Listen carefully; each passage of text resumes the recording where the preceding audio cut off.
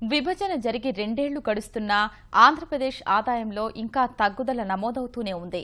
వృద్ధి రేటులో తెలంగాణ కంటే ముందంజలో ఉన్న ఆదాయం, వాణిజ్య పన్నుల వసూళ్లలో మాత్రం తగ్గుదల కనిపించింది.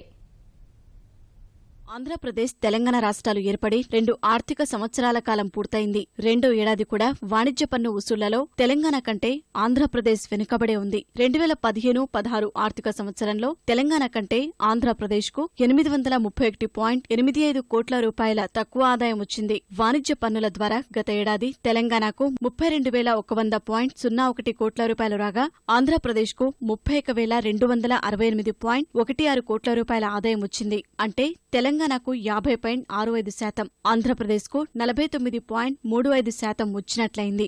జనాభా నిష్పత్తిలో ఆదాయం రావాలంటే ఆంధ్రప్రదేశ్ వాటా ఇంకా దాదాపు 10% పెరగాల్సి ఉంది. గత ఆర్థిక సంవత్సరంలో ఆంధ్రప్రదేశ్ 16.79%, తెలంగాణ 11.59% వృద్ధి రేటు సాధించినట్లు వాణిజ్య పన్నుల శాఖ అధికారులు లెక్క తేల్చారు. డివిజన్ల వారీగా పన్నుల వసూళ్లలోనూ ఆంధ్రప్రదేశ్ వెనుకబడి ఉంది. రాష్ట్రంలోని 13 జిల్లాలు ప్రధానంగా వ్యవసాయంపై ఆధారపడటం, హైదరాబాద్ లాంటి మహానగరాలు లేకపోవడం వల్ల ఈ విభాగంలో వెనుకబాటు కొనసాగుతోంది. ప్రభుత్వ రంగ సంస్థల ఆదాయం కూడా బాగా తక్కువగానే కనిపించింది. విశాఖ ఉక్కు మినహా చెప్పుకోదగ్గ ప్రభుత్వ రంగ సంస్థలేవీ లేకపోవడం వల్ల ఈ విభాగంలో 2 రాష్ట్రాల మధ్య భారీ అంతరం కనిపించింది. మద్యంపై ఆదాయం కూడా ఆంధ్రప్రదేశ్లో తక్కువగానే నమోదైంది. మద్యం డిమాండ్కు తగ్గట్టు ఉత్పత్తి లేకపోవడం వల్ల కొంత ఆదాయం కోల్పోవాల్సి వచ్చిందని అధికారులు అంచనా వేస్తున్నారు. ఒక్క పెట్రో ఉత్పత్తుల అమ్మకాల్లో మాత్రం తెలంగాణ కంటే ఏపీకి ఎక్కువ ఆదాయం వచ్చింది. హైదరాబాద్ మహానగరంలో అత్యధిక ప్రభుత్వ, ప్రైవేటు కార్యాలయాలు ఉండటం, విలాసవంతమైన హోటళ్లు, షాపింగ్ మాళ్ల లాంటివి ఉండటం వల్ల